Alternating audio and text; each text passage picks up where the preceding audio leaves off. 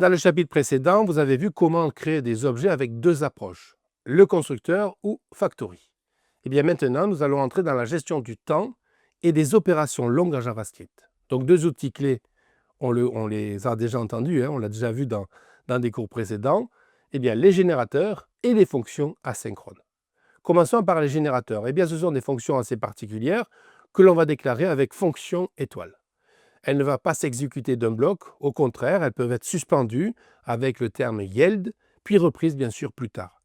Cela permet quoi? Eh bien, cela permet de contrôler finement le flux d'exécution, surtout dans les cas où vous allez devoir parcourir de grandes séries de données ou construire des séquences personnalisées.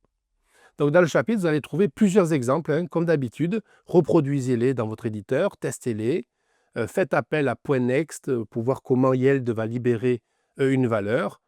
Donc, vous allez le voir, c'est un mécanisme qui est vraiment utile, parfois même qui est combiné à l'asynchrone. Donc, justement, en parlant de l'asynchrone, bien, les fonctions async, await vont simplifier la gestion des promesses.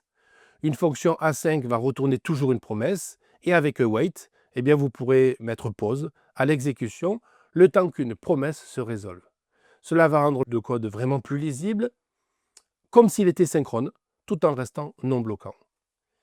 Oui, ces fonctions sont vraiment parfaites pour faire des requêtes vers une API, charger des données, exécuter plusieurs opérations légèrement différées. Ces fonctions aussi vont vous permettre de réduire fortement la complexité par rapport à des chaînes classiques comme Zen ou Catch. Donc prenez bien sûr le temps de tester le code async await qui vous est proposé. N'hésitez pas à lancer une requête fictive, à simuler même une erreur. Utilisez aussi try-catch pour voir comment tout cela fonctionne. Surtout, très important, observez à quel point le code devient plus fluide à lire. Donc ce qu'il faut le retenir, c'est que les générateurs permettent de construire des séquences contrôlées pas à pas. Les fonctions asynchrones permettent de gérer traitements qui sont longs sans bloquer l'application, avec un style vraiment clair, assez sûr. Donc dans le prochain chapitre, qu'allons-nous voir? Eh bien, nous allons quitter la logique fonctionnelle. Nous allons nous tourner vers le web, c'est-à-dire les formulaires HTML.